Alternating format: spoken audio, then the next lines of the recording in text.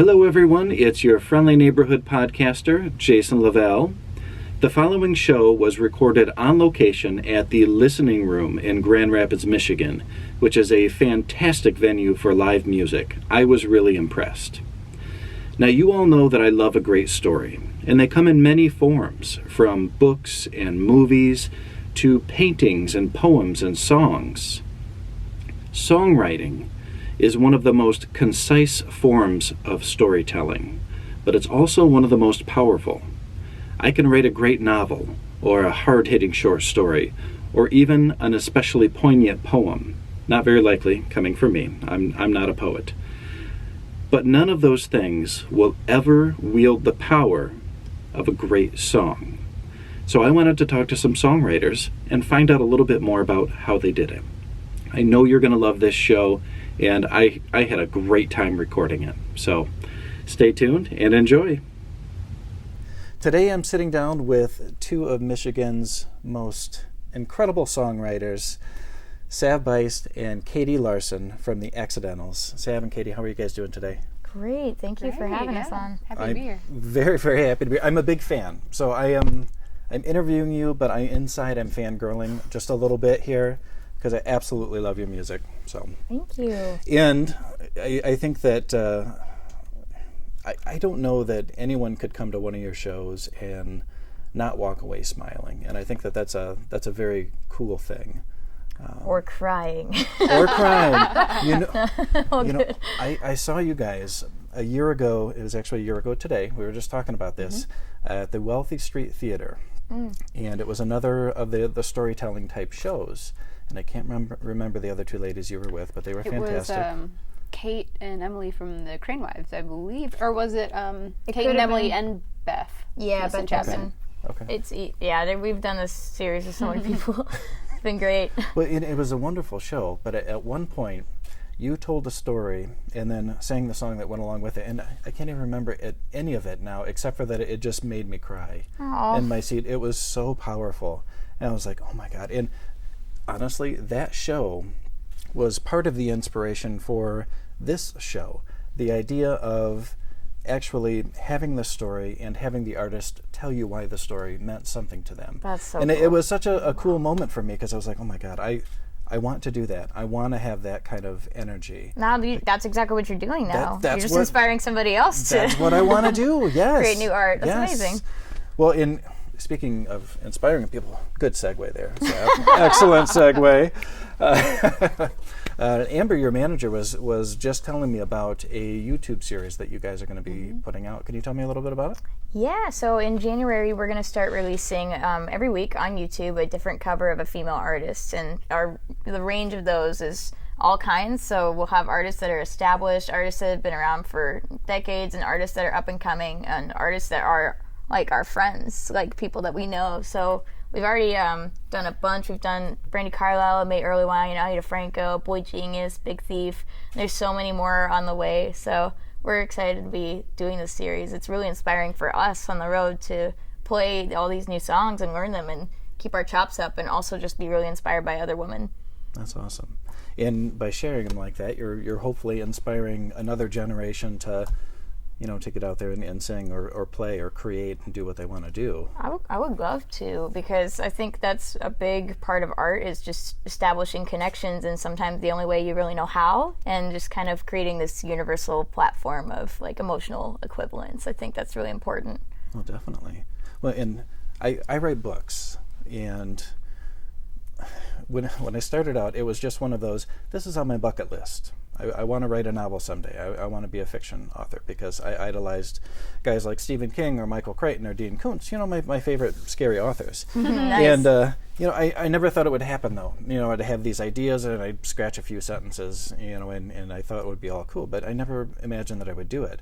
But then I met a woman who lives right in my hometown of Holland, and she was an indie author, and I had never heard of that before.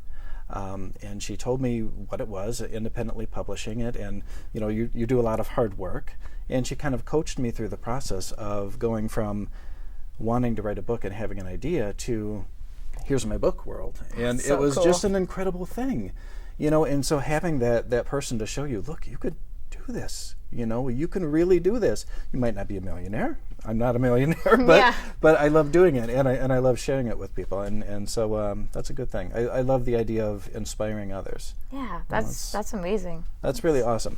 So now I'm going to read the compliment here too that we have to start everything out with, where NPR calls you the most emotionally compelling songwriters of our time. I mean, what? This is NPR saying this. I know, it's surreal. How do you feel when you hear stuff like that? I mean, that's crazy. Imposter syndrome. Yeah. Amen. Yeah.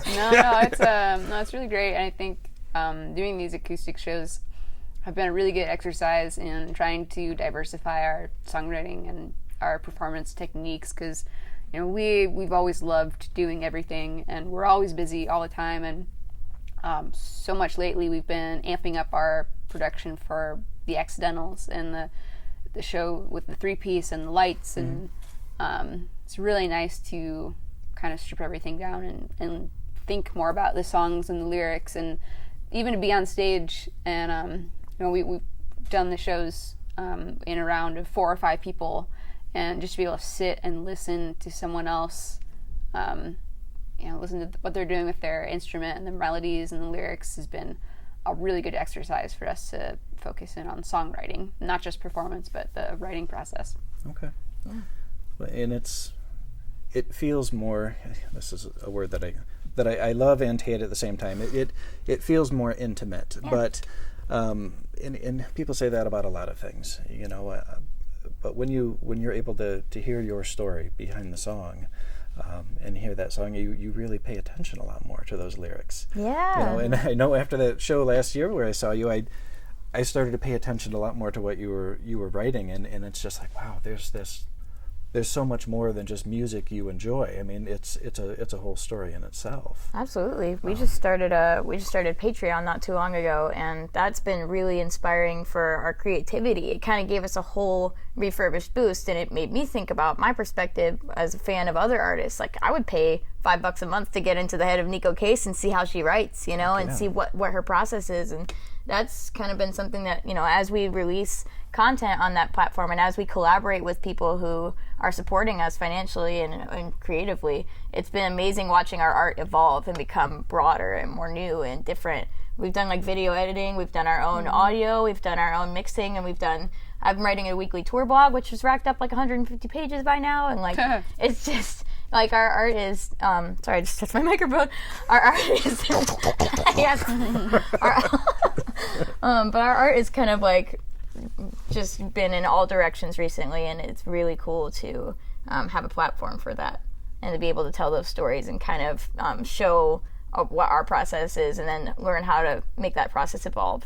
That's awesome. Well, and if for any of you who might not know what Patreon is, it's a platform where you can actually donate money every month or subscribe to an artist or an author, whoever it is, and you get certain perks back for that. Maybe it's exclusive books or exclusive songs or access to a tour blog and things like that. And I'm on Patreon, and I follow people on Patreon, and it's a lot of fun because, again, it's that more personal connection where even though you're online and it's another form of social media, it almost feels like you're actually talking to the author or the artist. It's like multifaceted Netflix for musicians. Like, it's just like you're getting, like, you pay this amount of money a month and you get these like really cool things that you can check out and see and like have access to that, are typically not everybody has access to it. So it's really cool, and it's a lot of fun for us. I mean, it's been our really friend fun. Megan Slankard, she's part of the Time Out series, and she's really helped introduce us to Patreon, and she lives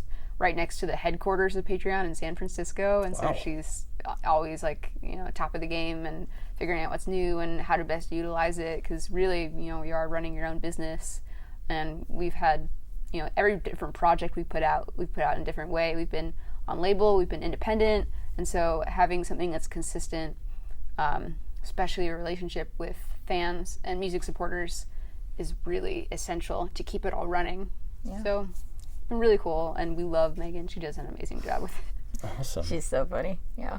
That's good. I'm looking forward to talking to her because I'm going to be speaking with her tonight too. So that's excellent. Both her and Stephie James, they're both amazing artists, and they have a lot to say, and they're both hilarious and really intelligent. You're going to love talking to them. Cool.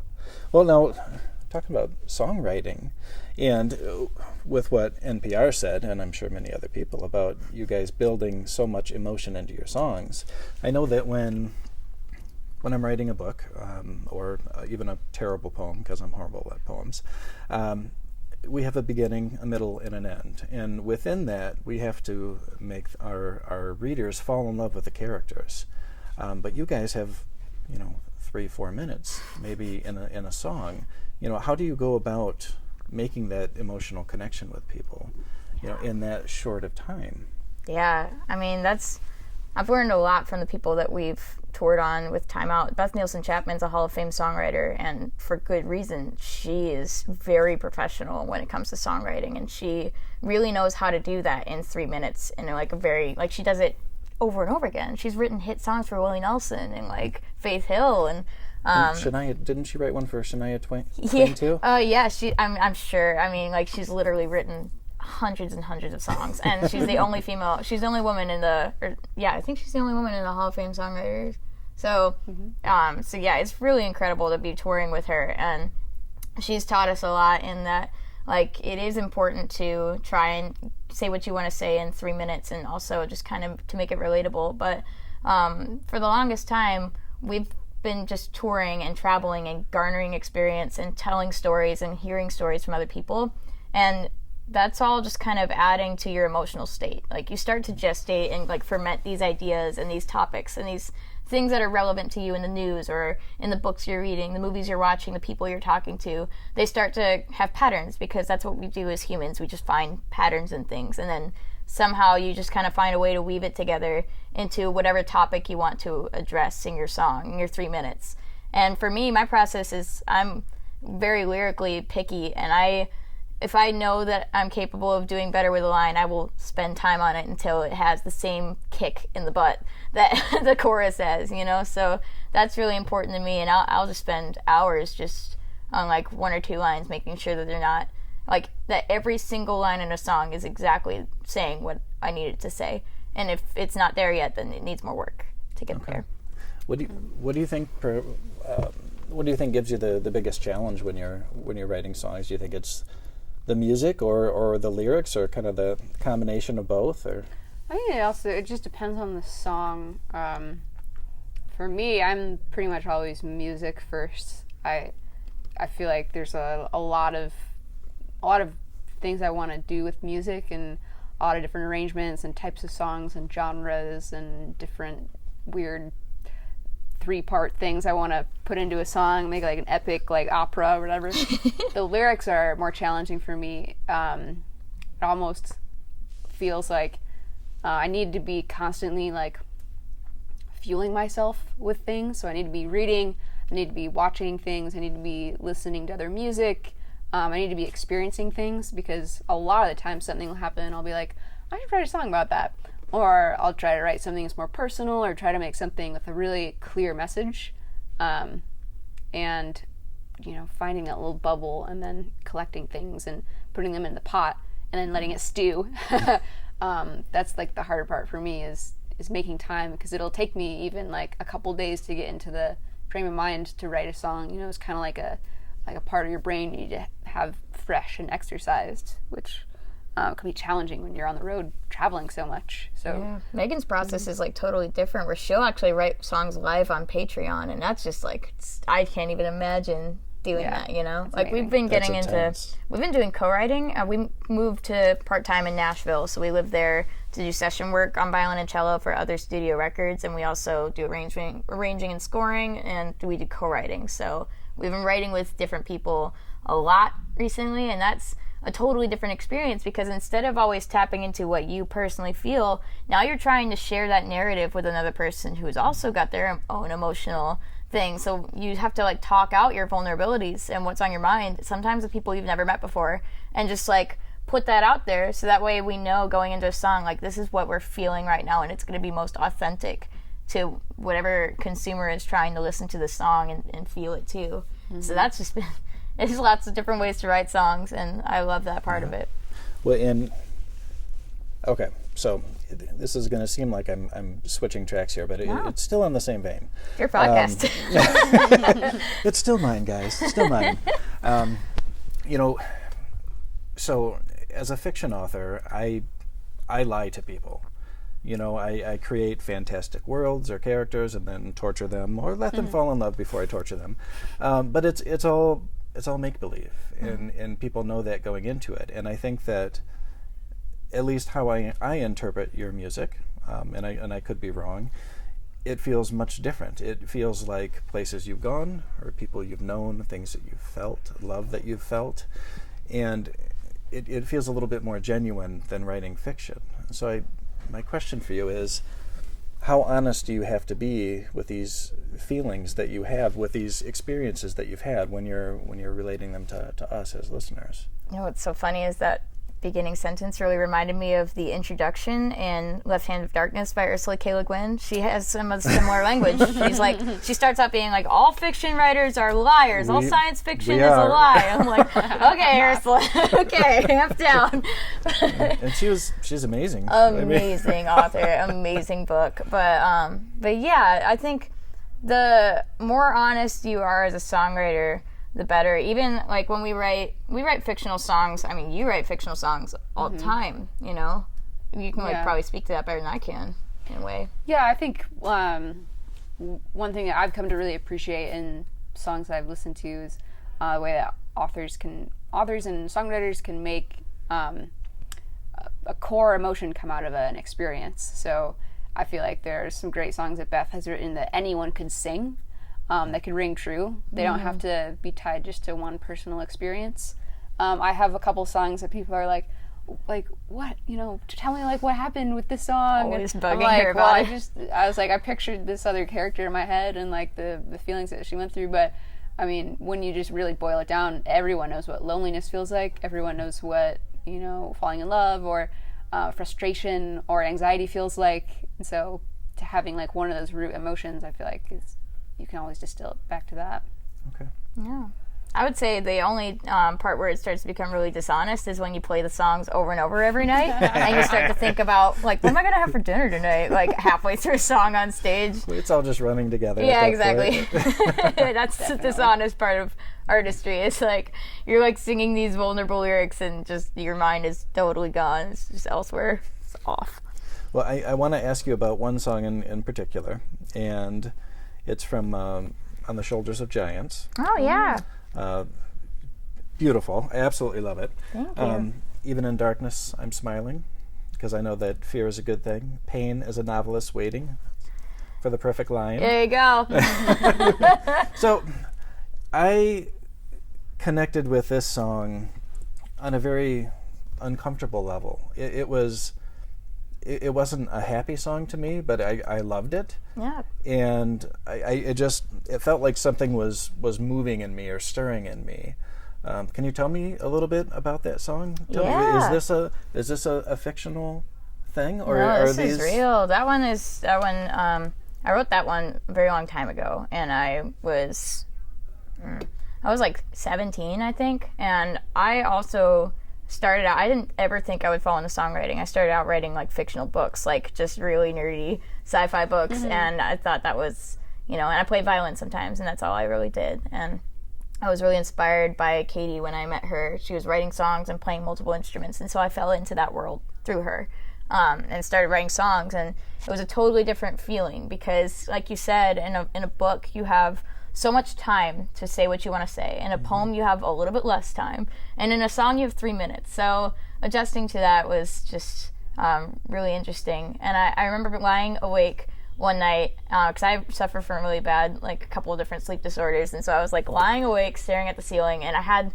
those styrofoam ceiling tiles with all the little depressions in them. Yep. And I would just count those for hours, and I would forget the numbers. So all the depressions would add up to absolutely nothing.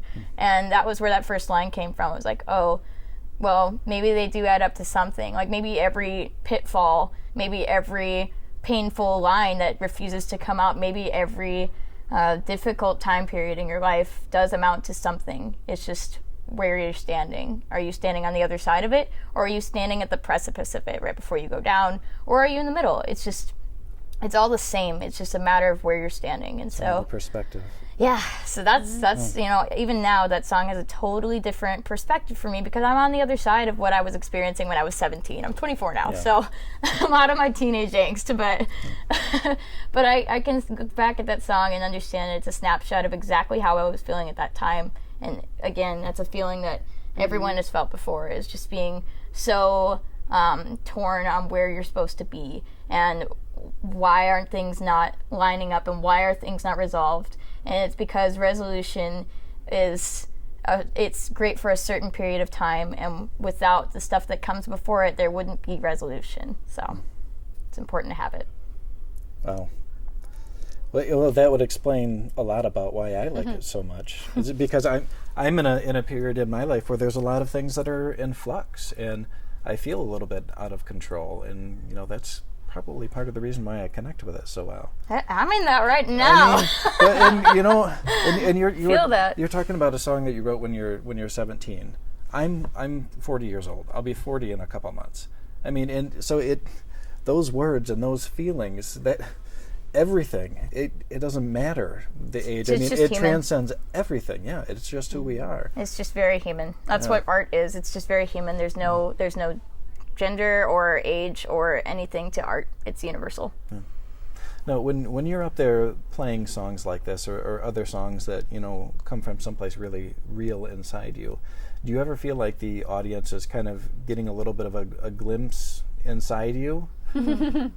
Or are you pretty removed from it? I'm trying to be less removed. Okay. I generally, you know, it's a common self-defense mechanism to shut off the emotion. So I've been actively working on performing with more emotion, and that's one thing we've consciously been talking about with our recordings, because we're working on a new album and we just got out of the studio. We actually decided to go back and recut some songs that we had finished. We'd mixed them, they were mastered, they were done, and we thought, this isn't, you know, we're trying to do something new with this album. And so we decided to cut the basic tracks live, and so we were all in different rooms and recorded at that same time. And with the vocals, we were really trying to focus on feeling the emotion and singing them with emotion, because we're also, I mean, I consider myself a perfectionist, and I'm always thinking technically about performance, because, you know, I want to be a good musician, and I want to be in tune, because we all get self-conscious about, you know, the ability to play correctly.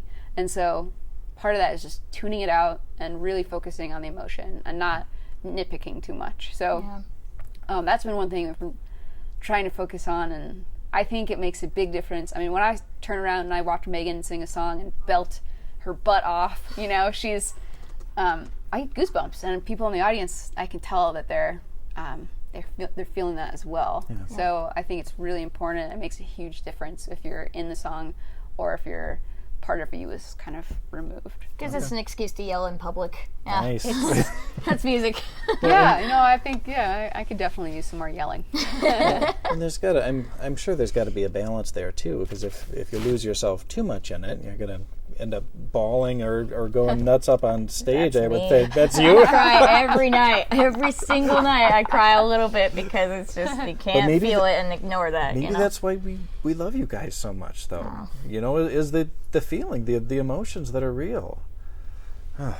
Well, I know it's real for me. It makes me teary just thinking about it. That means a lot. It does. It means a lot. That's the goal. It is, because I mean, it's one thing to like write songs in your room and never show them to anybody. It's a totally different thing to share that and to hear that it's impacting people like that. And not everyone loves it. That's the thing I've come to realize. Is like you really can't please everyone, but there'll be at least one person out there who's touched by it. And I mean, we've had that where we've been in the audience and been inspired to be a band or inspired to write a song, and that's what counts. You can't win. It can't be, you know, everyone's favorite. Not everyone's going to love you. And that's always what we tell new authors too. Gosh. Or even, I mean, is you write for that one person. Yep. You know, write for that one person that's going to love you. It's been interesting because we just put out a single like 2 days ago and put it into Submit Hub, which is like radio airplay and blogger submissions, and they're allowed to. They show you the approvals and the denials, and the denials give feedback. Oh no! It's great. It's been really YouTube good comments. for us. Yeah. Oh man, it's been so good for us because, like, again, you have to remind yourself, like, okay, this person like perceives this, and it's important to have this perspective. Like, it may not be your perspective, but that's why we live in this kind of world that we live in, because like it's important to have multiple perspectives as long as you're kind to each other about it, and that's. Harder these days, but I think it's entirely people are capable of it. Yeah, well, kindness is where it's at. That's the virtue I value above any others. Nice as the new punk. Is kindness. Well, I have one more question for you because I know we're running out of time here, and this is actually a question from my wife Heather, who is over here. She wants to know about your weirdest, craziest fan experience. Oh. Yes. Everybody. Good. Is there a good or bad connotation? Whatever you want. Because I love the story about Lila and getting our special gifts. Okay. Because we have some scary fan stories, but we also have some really beautiful fan stories. I want to tell the happy ones because I don't want to make anybody feel like they have been like that before. I have been a weird fan to people. Okay, I've been really weird. Like, I think to Brandy Carlisle, when I met her, I was just like, hi, and then like I just didn't do anything after that. She's like, like, okay, but anyway, so yeah, I wrote this song about blacksmithing, like a particular type of knife making, and I was like playing it a bunch and just I'm being a real nerd about it. And this little girl came up to me at a show one time in Lake Leelanau, and she's like, I have a gift for you, and I was like, oh, that's awesome. I wonder, it's probably like cookies or something, because those are sweet. And she whipped out a baby hatchet, like a little, I don't have it on me, but it's like, I usually have it on me. It's like how you were reaching for it. I was, because it's usually right there. It's a baby hatchet. It's like a Damascus blade hatchet. It's got my name on the handle, and it's the coolest thing I've ever gotten in my life. Like, I cut greener and fruit with it, and that's about it. But like, I also carry it on my side and like walk around, and it's like, dude, that girl has a hatchet. Like, it's the coolest. So send hatchets, send knives, send me knives. This is a PSA. Send me knives.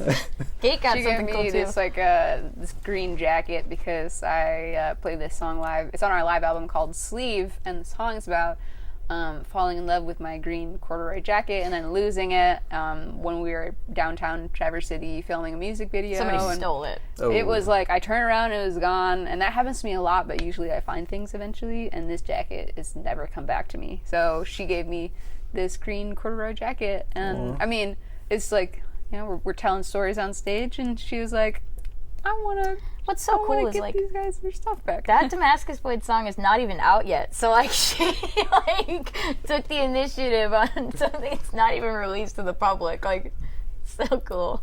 We love getting gifts. Everybody loves getting gifts. It's the Send best. more gifts. We love them. Send me cookies. Send me knives. Send me cats. Take it all. Well, you two have been amazing. Thank you so much for talking to me today. It was great to meet you. Thank you so much. I'm staying Thank you around so for the much. show tonight. I'm very excited to hear the four of you perform. Oh, It's gonna be crazy good. Like, we have been riding in a car together too, and just like cracking up the whole time. It's And you so haven't killed each genuine. other yet, so that's a good thing. No, we love each other. It's like the safest we've ever felt on a tour. Like, the most supported. It's like the most relatable. I don't know. It's just incredible to be touring with these ladies. They're amazing. Yeah. Awesome. Well, thanks everybody. We'll see you later. 2, 3, 4.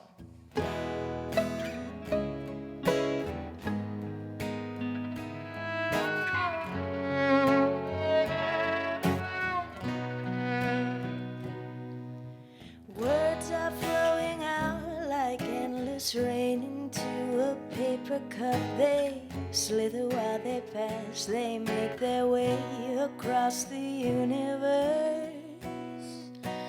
Pools of sorrow, waves of joy are drifting through my open mind, possessing and caressing me.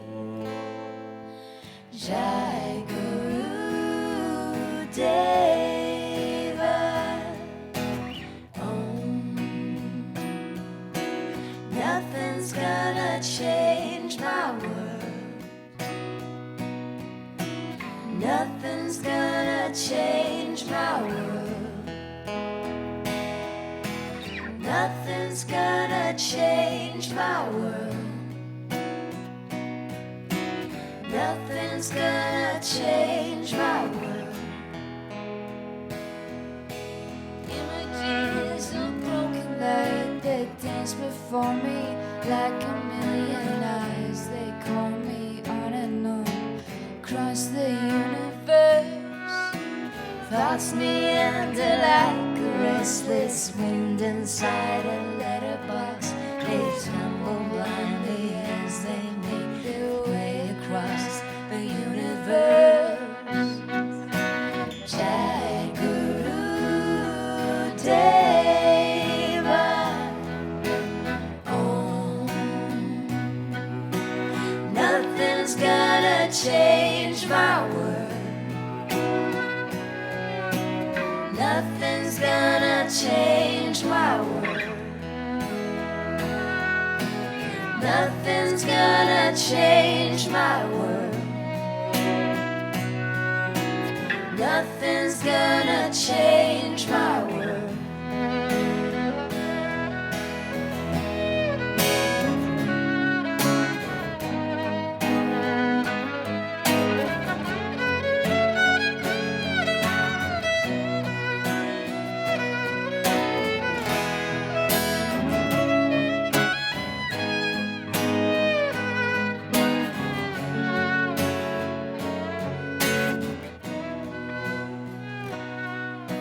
Sounds of laughter, shades of life are running through my open ears, exciting and inviting me.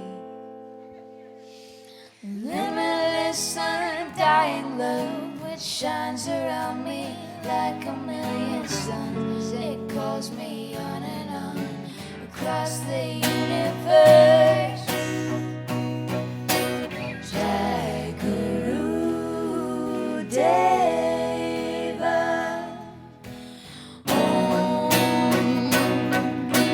Nothing's gonna change my world.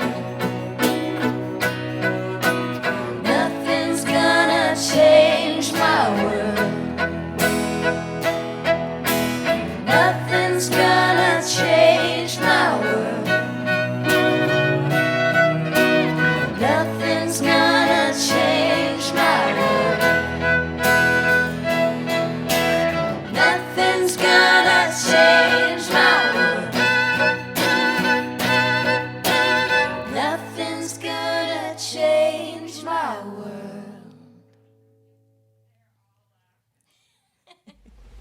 Thank you so much for tuning in, everyone.